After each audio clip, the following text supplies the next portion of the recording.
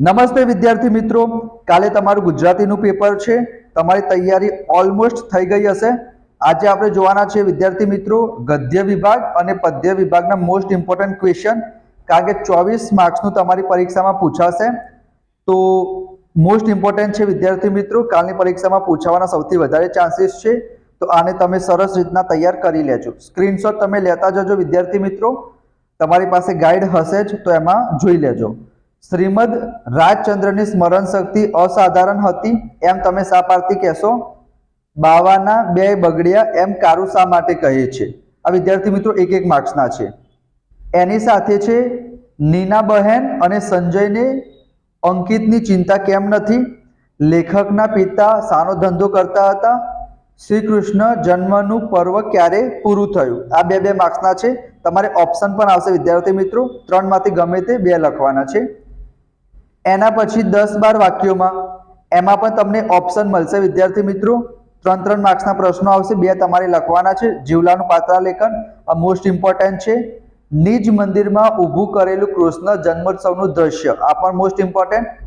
પુત્રી ખોયાની માતા પિતાની વેદનાને તમારા શબ્દોમાં આલેખો. બરાબર, મોસ્ટ ઇમ્પોર્ટન્ટ ક્વેશ્ચન છે. એના પછી આપણે પદ્ય વિભાગની વાત કરીએ તો કવિ આપણી વ્યથામાંથી કેવી રીતે રસ્તો કાઢવાનું કહે છે? ઈશ્વરે કવિ ઉપર શી કૃપા કરી?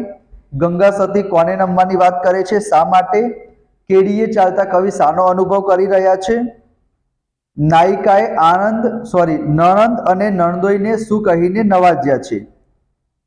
એના પછી છે સારસીના ઉડી જવાથી કવિ પર થયેલી અસર તમારા શબ્દોમાં લખો. ચાંદલ્યો લોકગીતને આધારે રાત્રિનું વર્ણન આ મોસ્ટ ઇમ્પોર્ટન્ટ. નરસિંહ મહેતાએ વૈષ્ણવ વજનના કયા લક્ષણો જણાવ્યા છે? આંબા પટેલને મનાણ શા માટે જવું પડ્યું? દર વર્ષે જીવલો લેખકના ઘરે કઈ કઈ વસ્તુ આપવા જતો?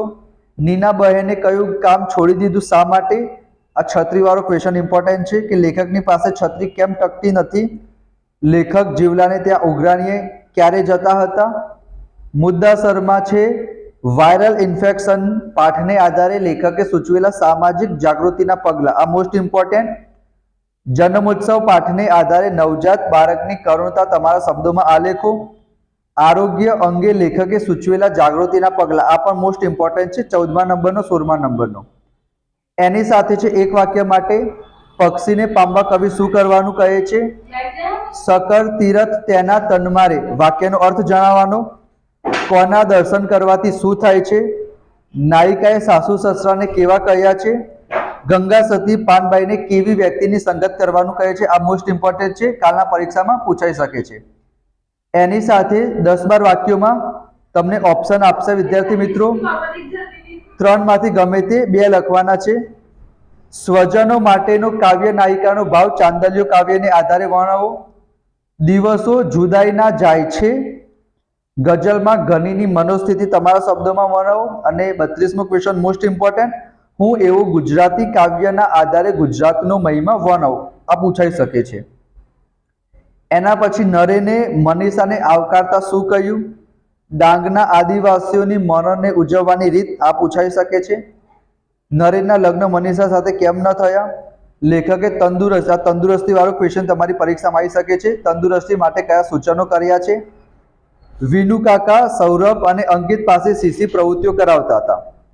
એના સિવાય 10-12 વાક્યો માટે ભૂખથી ભૂંડી ભીખ વાર્તાને આધારે કારુનું પાત્રાલેખન કરો.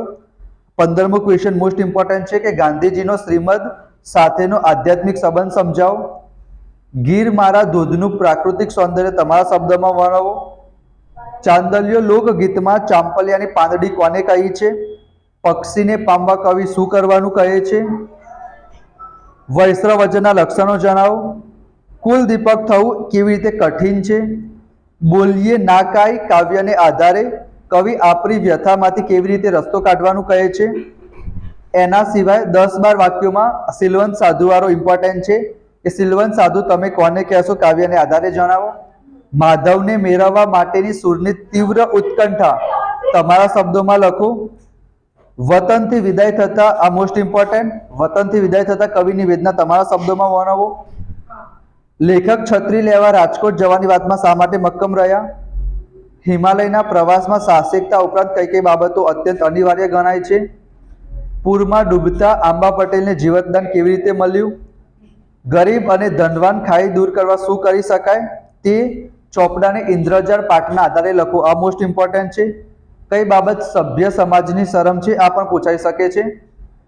જન્મોત્સવ કૃતિમાં રજૂ થયેલો વિરોધાભાસ. વાયરલ ઇન્ફેક્શન પાઠના આધારે સ્વસ્થ જીવન જીવવા કઈ કઈ બાબતોનું ધ્યાન રાખવું એ પણ ઇમ્પોર્ટન્ટ છે. અને છેલ્લો ક્વેશ્ચન છે કારુનું પાત્રાલેખન. માધવને દીઠો છે ક્યાંય? બાળકૃષ્ણ જીવનના કયા કયા પ્રતીકોનો વિનિમય કર્યો છે? એક બપોરે કાવ્યમાં ભારેલો અગ્નિ શબ્દો દ્વારા કવિ શું કહેવા માંગે છે? 29મું ઇમ્પોર્ટન્ટ છે કે માતા પિતાના જીવનમાં દીકરી કેટલી વ્યાપ્ત છે તે ઉદાહરણ સહિત સમજાવો. નરસિંહ મહેતા વૈષ્ણવજનના કયા કયા લક્ષણો જણાવે છે? કવિને ગુજરાતી હોવાનું ગૌરવ કઈ કઈ બાબતોમાં અનુભવાય છે? દિવસો જુદાઈ ના જાય છે ના કવિની મનસ્થિતિ તમારા શબ્દોમાં વર્ણવો. કોનો કોઈ ધણી ધોરી ન હતો? વિનુ કાકા સૌરભના શાના ક્લાસ શરૂ કરવા માંગતા હતા? બોડીને તા વરી કાંકી કેવી આ વિધાન સમજાવો. ડુંગરની પત્ની અચાનક અટકીને ઊભી રહી જવાનું કારણ જણાવો. એના પછી આ ક્વેશ્ચન ઇમ્પોર્ટન્ટ છે કે લેખકે છત્રી ખોવાઈ ન જાય એ માટે કઈ સલાહ અમલમાં મૂકી? હિમાલયમાં એક સાહસ પાઠના આધારે હિમાલયની સાહસિક યાત્રાનું વર્ણન કરો. આંબા પટેલનું પાત્રાલેખન. ભૂખથી ભૂંડી ભીખ કૃતિના આધારે રાજુની મનોવ્યથા. કોના દર્શન કરવાથી 71 પેઢી તરી જાય છે?